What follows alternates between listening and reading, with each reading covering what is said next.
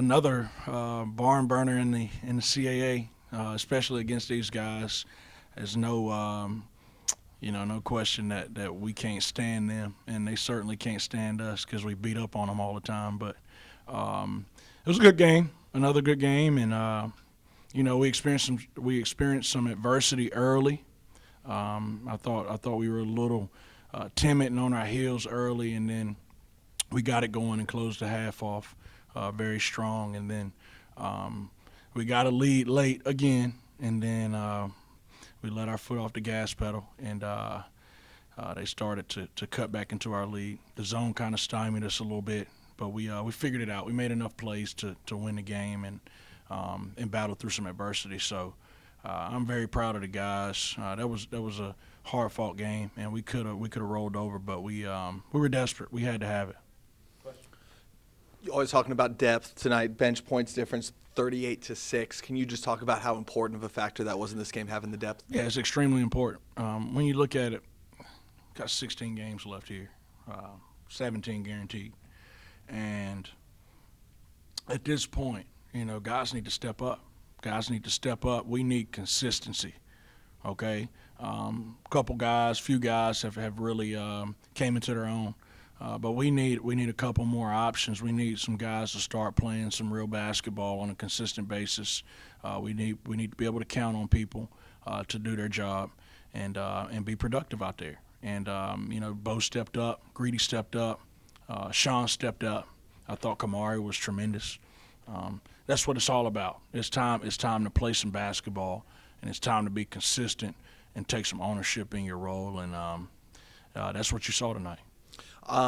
17 offensive rebounds, obviously, on Thursday. Tonight, only 6. I think that matches a season low. I know you talked a lot about rebounding after last game. How did you feel about that, but also specifically the team's toughness today as well? I thought we were the tougher team. The rebounding, they don't smash the glass nearly as hard as Towson.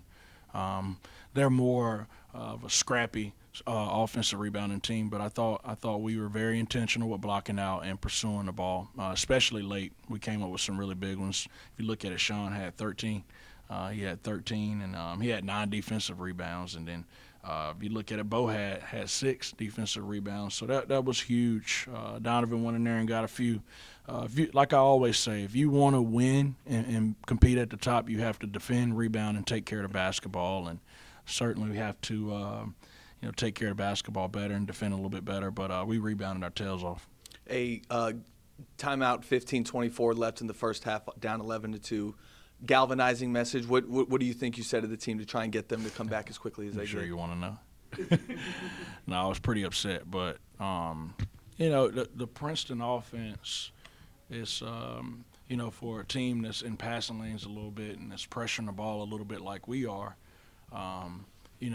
when you have to completely change up your defensive identity for one game, it's tough. It puts you on your heels. It makes you non-aggressive, and that was simply what it was. We were non-aggressive. I didn't think we came out with enough fire. I thought offensively we were a little timid, turning the ball over, uncharacteristic turnovers. But we settled in after that timeout and played some pretty good basketball. Coach, you mentioned it. You were the tougher team. Rebounding was a major factor. Even in this win, y'all only shot 21% from the three-point line.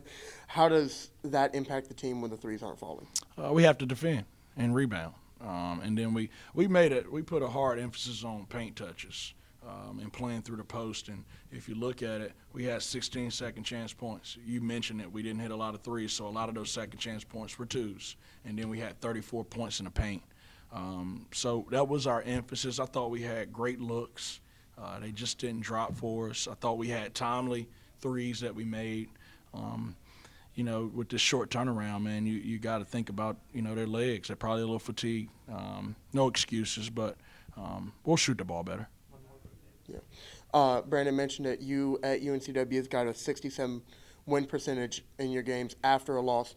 What do you think it is that you do differently after a loss to get that win? I don't know. We stick with our process. I didn't let that loss linger. We quickly moved on. It stung for sure. We moved on. You can't, when you experience adversity, you can't hang your head and sulk around. You can't do that. You have to stick to your process. You have to attack it with energy. You have to have a great spirit about you. And that's exactly what we did. And it was led by Donovan and guys like that. Thank you, Coach. Thanks.